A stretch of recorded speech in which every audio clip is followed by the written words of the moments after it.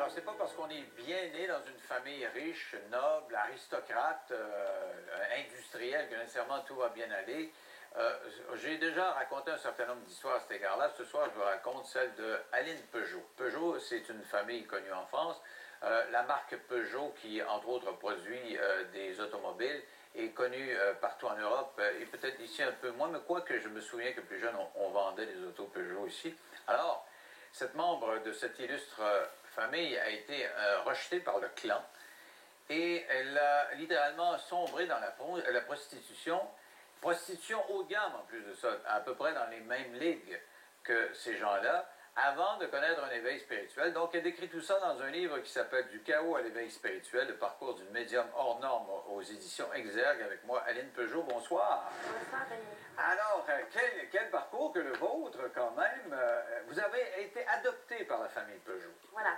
Alors, racontez-moi. J'ai été abandonnée par ma mère génitrice à l'âge de 2 ans. Et quelques années plus tard, j'ai été adoptée par la famille des automobiles Peugeot. Et le petit clin d'œil de la vie, c'est que ma mère génitrice m'avait abandonnée pour suivre son amoureux du moment, qui était un voleur de voiture et qui devait passer la frontière. Ça, fait partie des petites synchronicités. Il y avait de la continuité, là. Voilà. Ah, donc, vous êtes adopté. En principe, c'est une chance dans la vie là, de dire hey, moi, je m'en vais chez des gens qui ont beaucoup de moyens, voilà. Un nom, un statut. Et pourtant, c'est pas comme ça que ça se passe. Tout à fait. Ça ne fait pas tout d'avoir de l'argent, d'avoir un nom, d'avoir un statut. Et en fait, l'essentiel, à mes yeux, il n'était pas vraiment capable de me le transmettre. Dans ces grandes familles, souvent, la tendresse est une faiblesse. L'affection, ça ne se montre pas. Et il le montre autrement. Et ça, à l'époque, je ne l'avais pas compris. J'attendais des câlins, des effusions, une proximité, une intimité qu'il n'y avait pas. Il y avait toujours une froideur, le recul des familles où on ne parle pas à table, où on est convoqué quand on doit échanger. Donc c'était vraiment pas l'affection à laquelle j'aspirais. Et du coup, ce manque a déclenché des émotions compliquées qui ont engendré des sentiments de rejet, d'infériorité et qui m'ont amené à faire des choix extrêmes, à l'image de ces sentiments extrêmes. David Servan-Schreiber, que vous avez probablement connu, qui était connu en France, qui était un médecin qui a écrit Guérir, que j'ai vu à quelques reprises et qui est décédé maintenant, venait d'une illustre famille aussi, les Servan-Schreiber, et il disait que lui, il avait eu une enfance gâtée, plein de moyens, plein d'argent, mais qu'il n'avait pas eu beaucoup d'amour non plus. Non. Sa mère le vous voyait, le rencontrait 1 ou 2 fois par année. Est-ce que c'était du même ressort, aussi loin que ça? Vous voyez votre mère? On ne se vous voyait pas, et oui, j'ai remarqué, mais justement, j'ai fait ce livre pour un peu alerter sur tous ces préjugés, ces étiquettes qu'on nous met, que quand on a un nom, on est avec une cuillère d'argent dans la bouche. Et ben non, j'avais rencontré la princesse Constance de Polignac avant son décès et elle avait sorti un livre à peu près à la même époque que moi, une autobiographie aussi qui s'appelle Ma vie en révolution, dans lequel elle explique qu'elle aussi a connu le viol dans sa famille, qu'elle aussi a eu un manque d'affection de ses parents qui étaient très pris par le protocole et elle s'est détournée de tout ça comme moi, elle a fait ses propres choix du cœur et elle s'est tournée vers les peuples primaires d'Amazonie où elle recherchait les valeurs, elle recherchait quelque chose d'une profondeur, voilà, qu'on ne trouve pas dans nos familles où l'apparence prime sur tout à fait la profondeur, voilà, il n'y a pas d'autre mot. Et malgré l'apparence, justement, vous parlez de viol, vous avez vécu ça, là? Ben oui, plusieurs viols. Quand on développe un sentiment d'infériorité, on a un comportement où on n'ose pas s'imposer, où on n'ose pas... en fait, on dit non, mais nos noms ne sont pas suffisamment entendus. Alors, qui vous agressait à ce moment-là? Alors, à l'époque, déjà, il y avait eu une problématique avec le mari de la nourrice chez laquelle j'avais été laissée. Ma mère génitrice m'avait abandonnée là-bas, et avant d'être placée à l'orphelinat. Mais j'en ai vécu à répétition quand je prenais le train pour me rendre à l'internat. C'était des trains qui étaient bondés de militaires, et les militaires, pourtant à l'époque, j'étais pas quelqu'un qui pouvait attirer le regard, mais tout ce qui était féminin attirait les militaires. Et j'étais régulièrement violée dans ces trains.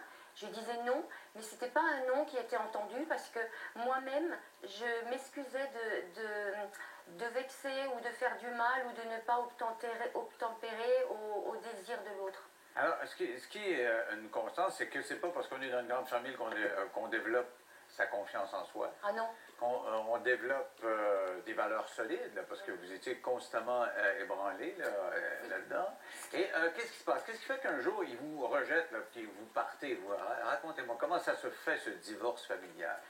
Ben, dès le départ, il n'y a pas eu vraiment attirance, il y a eu plutôt rejet de leur part et de la mienne. Ce qui À partir du moment où vous en adoptez, déjà, il y avait... Oui, ça coinçait déjà.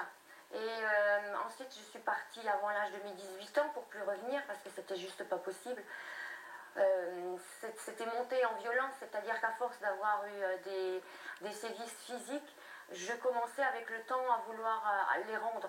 Je supportais. Mais c'était des punitions physiques parce que vous aviez eu un mauvais comportement? Non, je répondais simplement pas aux attentes de mes parents. Ah ouais? J'étais pas intellectuelle, je prenais pas la voie qu'ils désiraient, j'étais pas obéissante. Mais comment on peut battre un enfant qui n'a pas les bons résultats à l'école? Ah ben ça se fait. Ah ouais? Oui, avec la baguette. Cérémonial? Tu vérifies de pas voilà. des bons... Surtout quand le bulletin arrivait, oui. Ah ouais? Et puis c'est pas la meilleure façon de rendre quelqu'un intelligent Non, parce que sûrement. moi ça me braquait. Je comprends. C'est assez énervant de recevoir le bulletin, disons.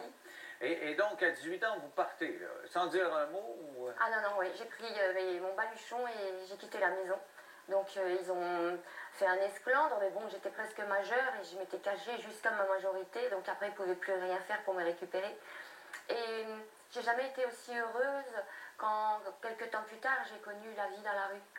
J'étais heureuse, j'étais libre, j'avais plus rien en matériel, mais j'avais tout ce qui m'avait manqué en fait. Et comment vous faisiez pour vivre? Là, vous n'aviez pas d'argent, vous étiez dans un monde cossu, riche, et là vous en allez dans la rue, mais à faire quoi? Vous dormez où? Vous faites quoi? Alors je me débrouillais, je squattais les chambres où les femmes de ménage mettaient leur matériel pour faire les immeubles. Et bon, elles m'avaient repérée. Et elles étaient très gentilles, elles me donnaient quelques sous. J'allais au secours catholique, on a ça en France. Je bénéficiais de Resto du Cœur aussi. Je m'habillais chez Emmaüs.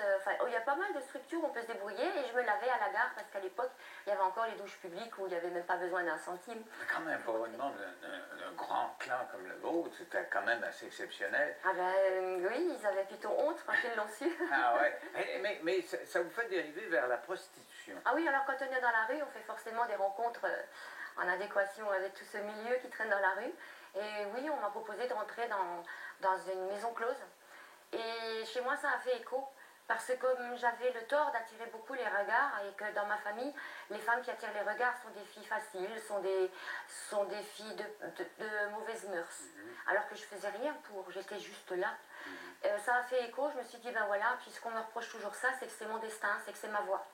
Mais le problème, c'est que comme je suis quelqu'un de timide, d'assez pudique, j'avais besoin de quelque chose pour oser sauter ce pas-là. Et donc, je suis tombée en même temps dans l'alcoolisme. Non, c'est ça. Donc, alcool, et prostitution, vous faisiez de l'argent et vous distribuiez beaucoup d'argent.